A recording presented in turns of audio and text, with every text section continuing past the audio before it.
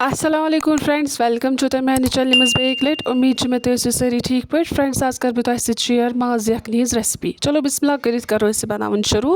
गोडनेथ मे जामो दो नुन असल पे छोक दिन ये हेकू तुम ठूल त्रित सह ऑप्शनल तम से फटान कह वन कर बह अत मज नून चमचे ऐड तो दिमस बे खलन वन कर बह अत मज आब ओड गिलास ऐड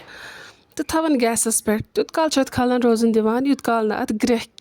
यह असल पे यपर तो मैं बे साइड तील तिल गोकुल लगित तिल गोकुल तील बह इस्तेमाल करान अत मज गंड त्रावन तो यह असल पे गंड फ्राई कर यह गोस थोड़ा क्रिस्पी बन ये मे ऑलरेडी प्रेशरस मज माज लोगमुत अत मे पाक दितमुत माज असल पे सन्योमुत दोदस आई ग्रेख तो अत मज कोर मे माज ऐड बे त्रोमस रस अ चमचे ऐड कर मे अत मज वन थवन बे गैसस पे तो करन बह अत मज कह मसाल ऐड लाइक